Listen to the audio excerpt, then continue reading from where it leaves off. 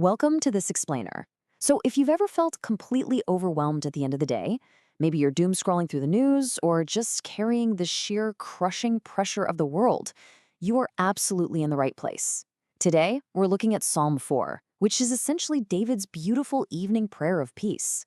For the Torah-observant believer navigating daily worldly pressure, deception, and even economic distress, this text is a literal masterclass in maintaining an upright, peaceful spirit. It teaches us exactly how to align our internal emotional state with our external covenant obedience.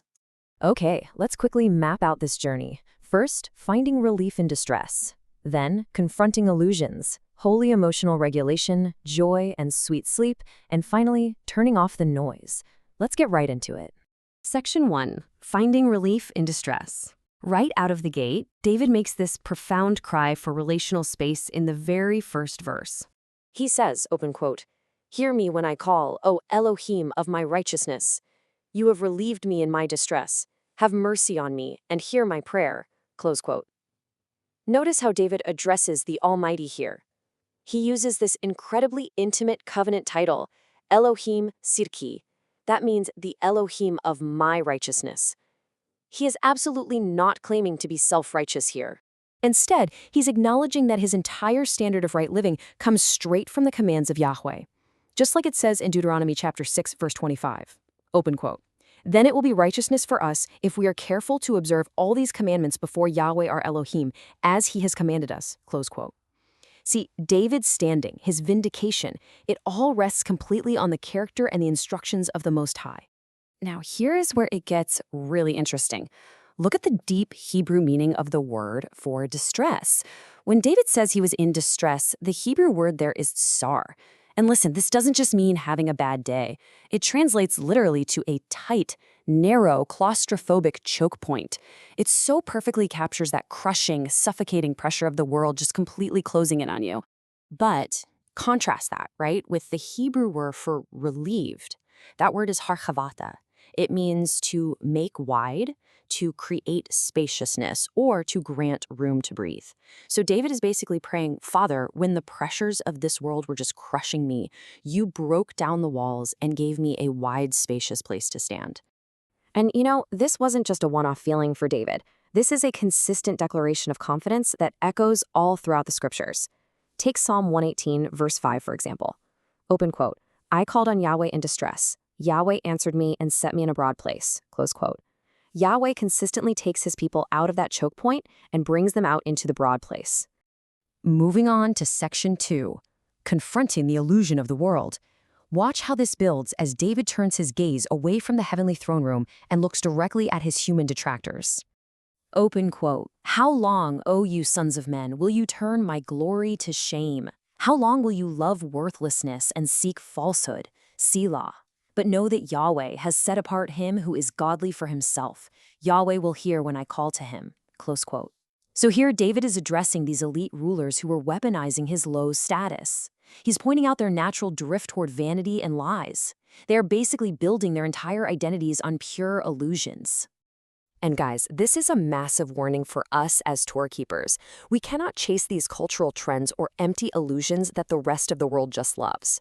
Exodus 23 verse 2 makes this perfectly clear. Open quote, "You shall not follow a crowd to do evil, nor shall you testify in a dispute so as to turn aside after many to pervert justice." Close quote.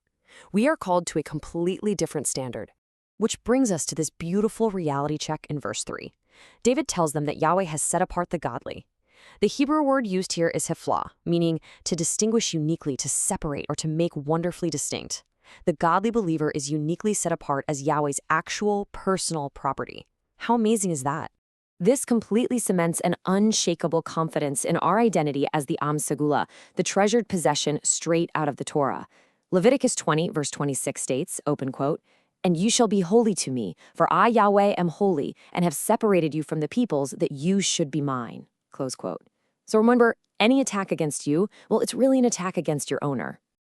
All right, Section 3, Holy Emotional Regulation. Here we find this incredibly profound psychological and spiritual framework for dealing with unfair treatment, anger, and anxiety. Open quote, "Be angry and do not sin. Meditate within your heart on your bed and be still. Selah. Offer the sacrifices of righteousness and put your trust in Yahweh, close quote. Now, Scripture absolutely doesn't forbid the feeling of anger itself. I mean, anger at injustice is completely natural, right? But allowing that anger to drive us into lawlessness or sin, that is strictly forbidden. This principle is so foundational that the Apostle Paul actually quotes this exact verse to instruct believers in the renewed covenant on how to handle conflict. In Ephesians 4, verse 26, he writes, open quote, "Be angry and do not sin. Do not let the sun go down on your wrath," close quote. So the crucial point here is how we actually execute this when we are wronged. Instead of plotting revenge or gossiping, the text gives us two very clear steps. Step 1, go to your bedroom. Interestingly enough, back in ancient times, the bed was often the only place you could truly escape the communal noise just to wrap your mind around the word of Elohim. Step 2, shut your mouth and be still, literally silencing your tongue so you don't speak any lawless words. Once your emotions are finally subdued, you're told to offer the sacrifices of righteousness. And what does that mean? It means remaining fiercely loyal to Torah instructions, the dietary laws, the Sabbath, justice, mercy, keeping all of that even when it costs you personally. As Proverbs 21, verse 3 says, open quote, "To do righteousness and justice is more acceptable to Yahweh than sacrifice," close quote. Now that is true holy regulation. That brings us to section 4, joy and sweet sleep. Let's see how this obedience directly results in supernatural joy and ultimately a really sweet night's rest. Because peace isn't just the absence of conflict, it's actually the presence of covenant satisfaction. Open quote. There are many who say, "Who will show us any good? Yahweh, lift up the light of your countenance upon us.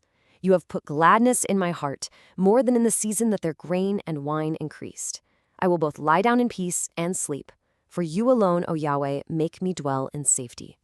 Close quote. See, David is firmly answering the spiritual pessimism of the masses right here. Think about the stark contrast we face every single day. On one hand, you have the cynical crowd looking around a broken world constantly asking, who will show us any good? They're always searching for happiness in physical prosperity alone. But on the other side, you have this eternal gladness and covenant joy given directly by Elohim, and that far outlasts any financial harvest. David actually answers the world's cynicism by invoking the famous Aaronic blessing. Open quote, "Yahweh make his face shine upon you and be gracious to you. Yahweh lift up his countenance upon you and give you peace." Close quote. When Yahweh looks upon a believer with favor, that internal gladness vastly outshines absolutely any worldly security. And because his heart is filled with this joy, David can actually sleep. Proverbs chapter 3 reinforces this beautiful reality for the Torah keeper. Open quote, "My son, let them not depart from your eyes. Keep sound wisdom and discretion. When you lie down, you will not be afraid. Yes, you will lie down and your sleep will be sweet." Close quote. True safety isn't a product of bank accounts or alarm systems. It's being firmly held by the Creator. Finally, section 5, turning off the noise. This is where we apply all of this directly to your life tonight, especially after logging off from those chaotic news cycles, or maybe processing some mistreatment at the end of a really long day. I want to leave you with this question to ponder. When you log off tonight, will you let the noise drive you to sin? Or will you step into your room, quiet your heart, offer your daily sacrifices of covenant living, and rest securely in the perfect peace of the Sovereign King? My friends, turn off the noise of the mockers, trust explicitly in Yahweh, and experience his ultimate protection. Thank you so much for joining me for this explainer, and sleep well tonight.